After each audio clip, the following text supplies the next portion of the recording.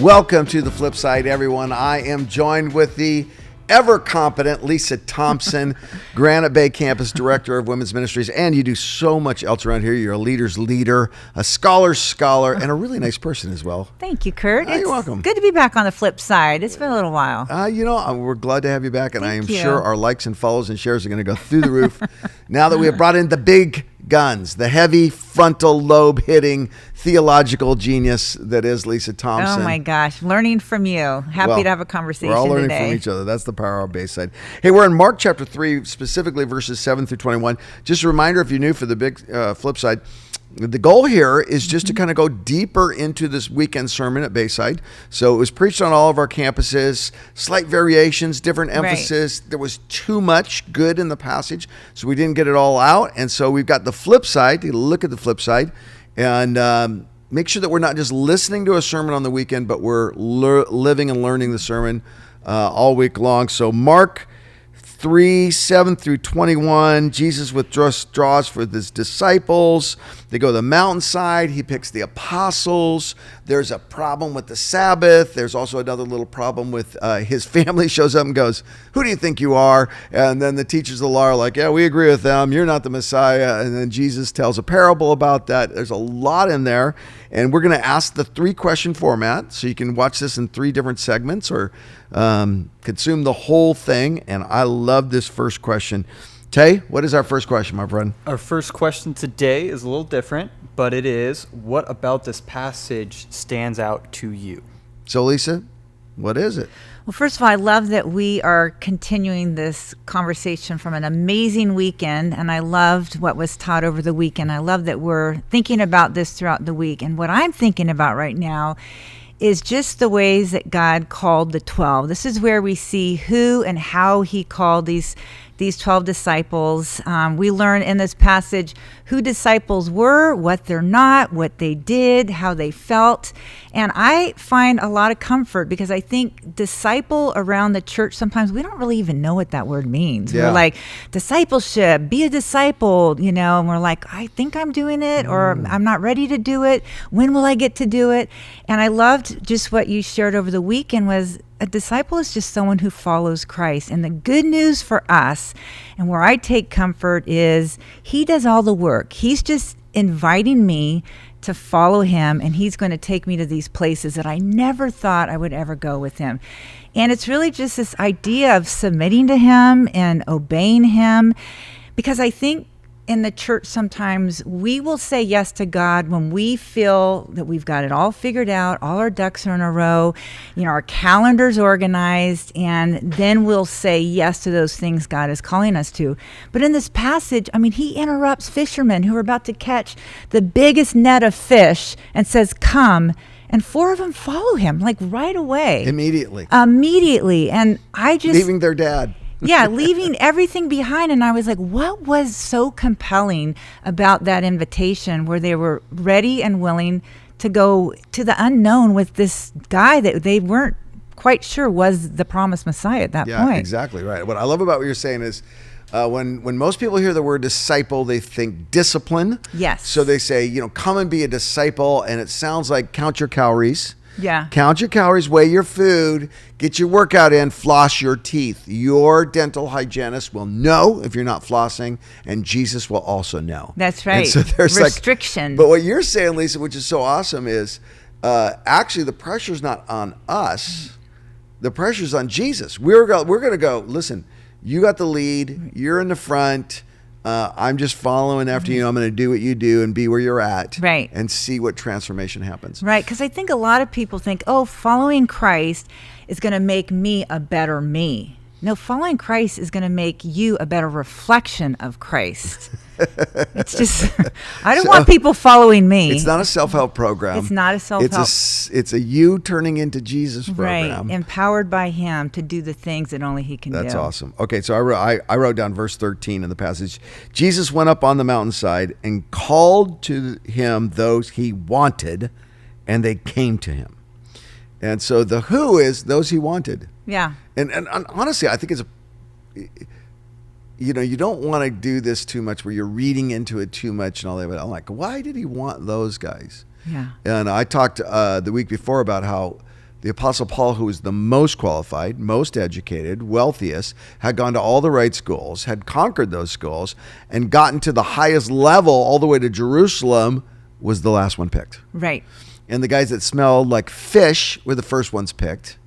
And the guy that was in collusion with the corrupt Romans and corrupt himself was one of the first ones picked. And it's like what Jesus wants is different than we suspect. Yeah. But there's also a thing in me going, how would I become or be or position myself so that Jesus would look at me and goes, yeah, he smells like fish, a lot of sin, but yeah, I want him. Right. Just very ordinary people. Yes, ordinary people. And I think there's something like, okay, think about this, Lisa. The disciples that were picked first, the fishermen and tax collectors, had 3.5 years with Jesus. Yeah.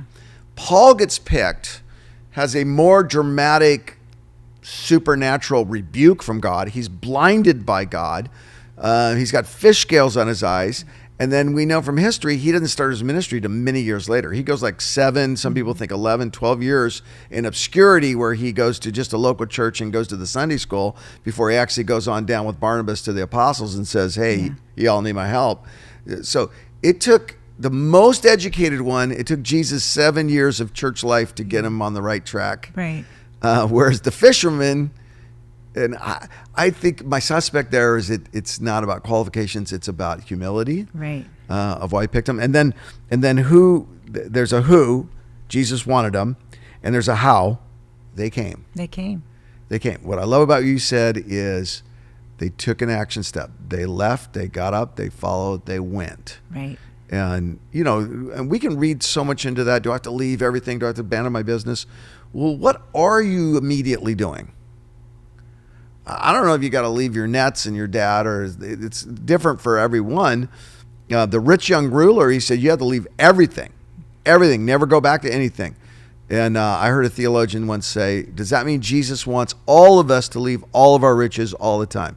No. Does that mean Jesus wants some of us to leave all of our riches? Yes, there's probably some of us. So my question to you and I, and to be a disciple to follow Jesus, what do we immediately have to do? What do we have to leave? Right. And even as we're talking about it, I see 2 cups of coffee off camera. Oh, here we it's that go. time. I need a little. Lisa, you haven't been here for a while. I haven't. Hey, thank you, Caleb. Thank you, We tried to get Caleb. rid of the coffee segment. Caleb has great hair. He does thank have you. great hair. Thank you. Do we?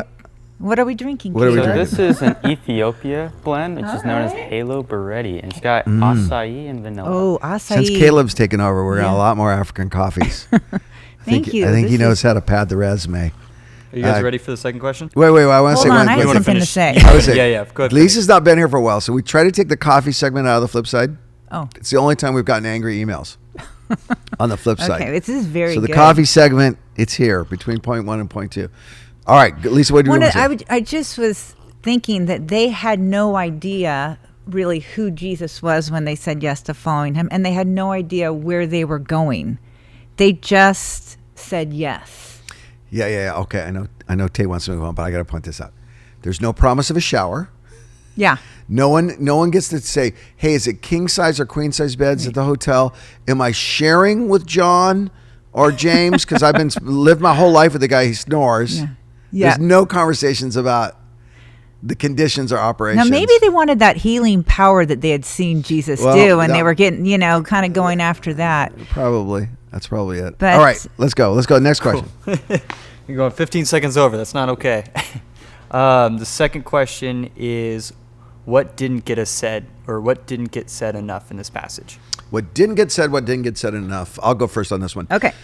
What didn't get said enough in chapter 3 for me was the overview of the miracles. So we talked about this in chapter Yeah. 1.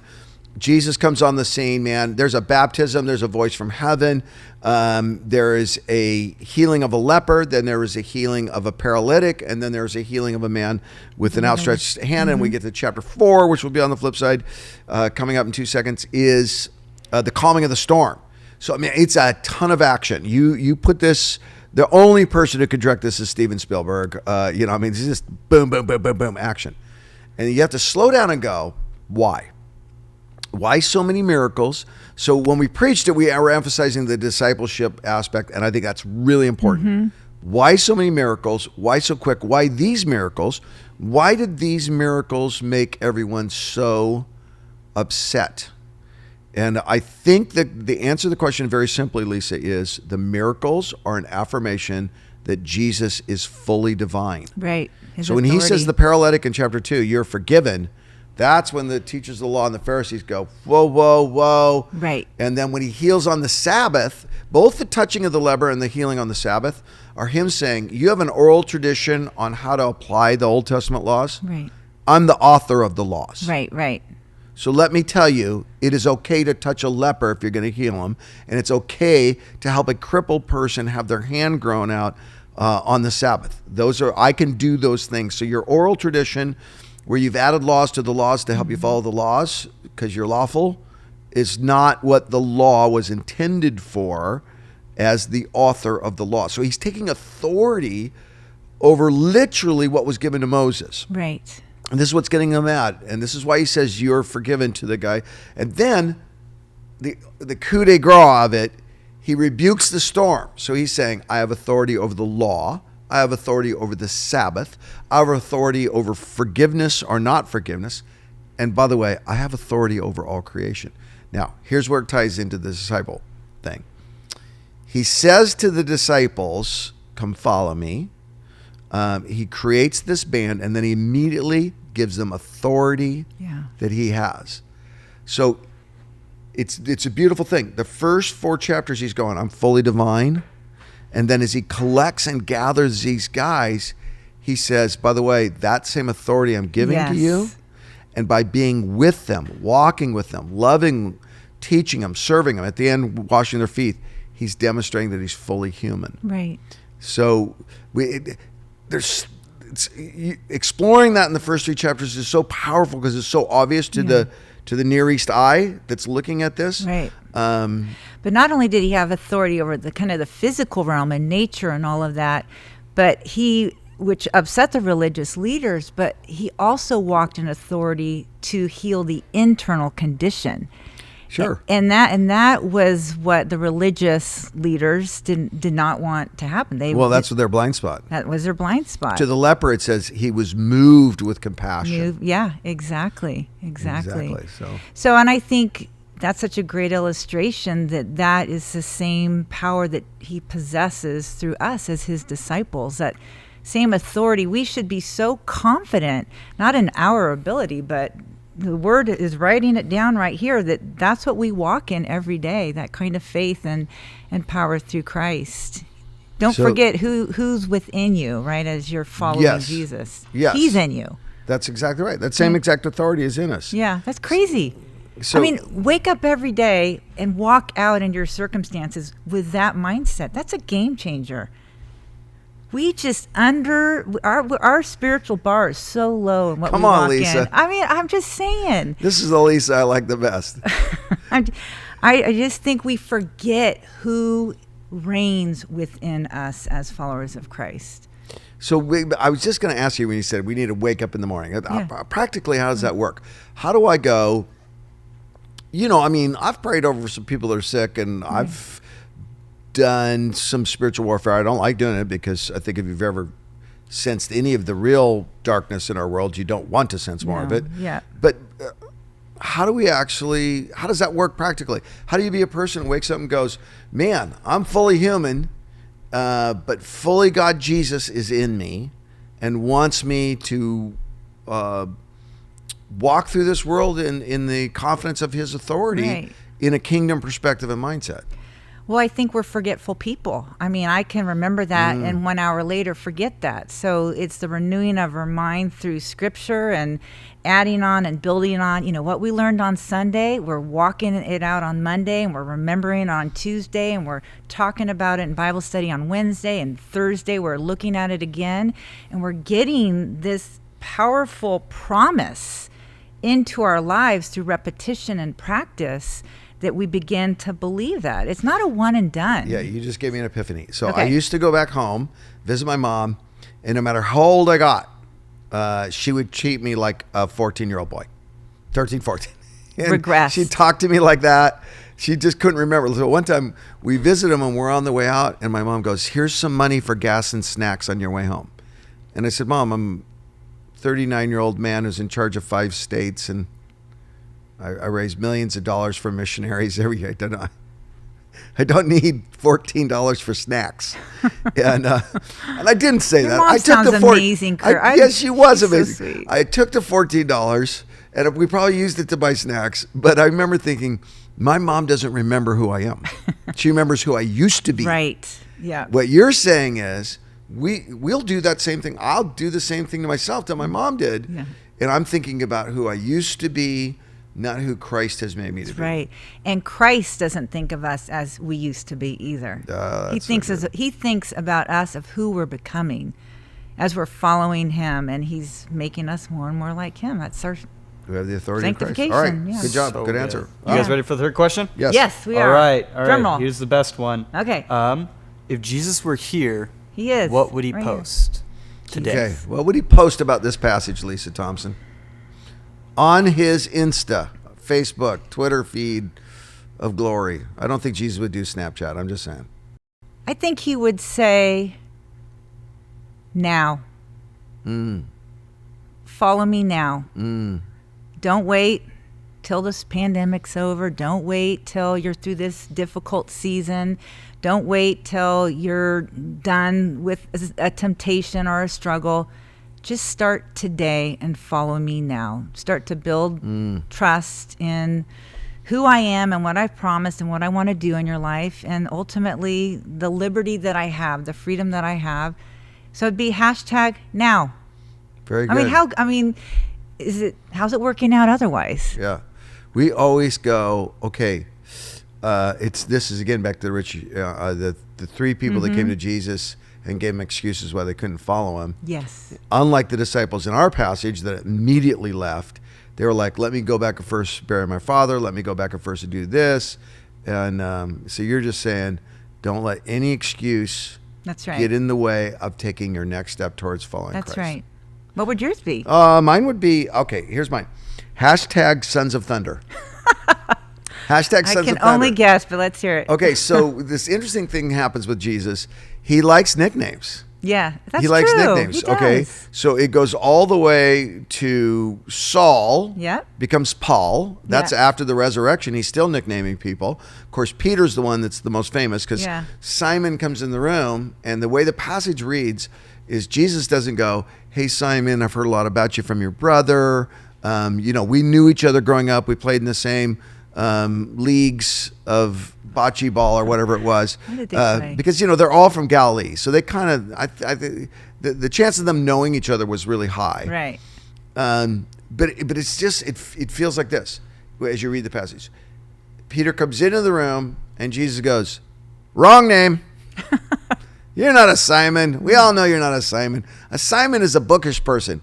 You're Peter the Rock." Right. And then from there on out, it's Peter. Yeah. Peter, you will betray me before the sun comes up. Peter, do you love me? Peter, do you love me? I mean, it's not his given name. Yes. In all those passages, we're so used to St. Peter and St. Peter's the cathedral. It's not his given name. And so Jesus goes, I know your true nature enough that I'm going to give you a nickname that actually reflects your true nature. So, and then one of the examples that does not get talked about is James and John, the sons of Zebedee.